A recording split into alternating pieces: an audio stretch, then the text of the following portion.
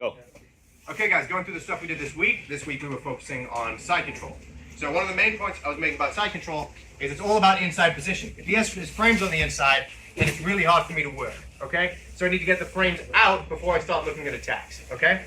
So when I'm here, the first thing I want to do, always with this chest-to-chest side control, there's this space that he can use to bring his knee in. So if I feel that happening, I want to shut it down by coming hip to hip. Then I walk anti-clockwise towards his hips until his knees are facing the opposite side. From here, my hip switches the other way. So now it's this hip facing here, and my body is facing down towards his feet. I walk back up, and this catches underneath this elbow. So I get this near inside control, okay? From here, if he's keeping this really tight, the main problem here is if this is close to his ribs. Now it's too hard for me to pull out. So I shoot a knife hand in between it, I get an S grip here, and I flare my elbow. From here, I roll my head to the inside, and I pummel under, and now I have both inside controls here. From here, we talked a little bit about good crossface pressure. Always as a standard for a crossface, I want this middle finger in his armpit, okay? I can get pretty good pressure here. But if I really want to ramp it up, here's a trick I like. I lift the shoulder, and I get my palm level to the middle of his spine, like so. From here, I drop back down, and this elbow clamps down onto his shoulder while this elbow lifts. From here, I get a huge amount of crossface pressure. What I'm looking for here is to provoke him into pushing on my hip. As he does this, I let go of the crossface, grab the wrist. This leg shoots under like a modified scarf, and I step over.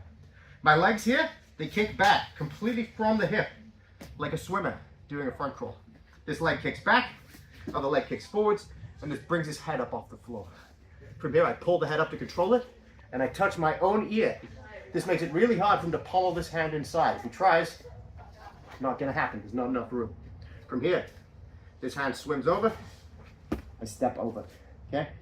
This heel drags towards my own knee, and my knee comes to the ground. Notice I don't lock the triangle yet. If I lock it here, it'll be a weak triangle. I need to make room. My hands come to the floor. I walk forwards. This brings his head up the ground, it brings weight off my legs, and it makes it easy for me to lock a strong triangle now. From here, I can wrap this up a little bit more by hooking underneath this leg. This glues his body to mine. Now I can turn 180 degrees, I pinch my knees together, I lift my heel, and I get a tap from a really strong triangle there.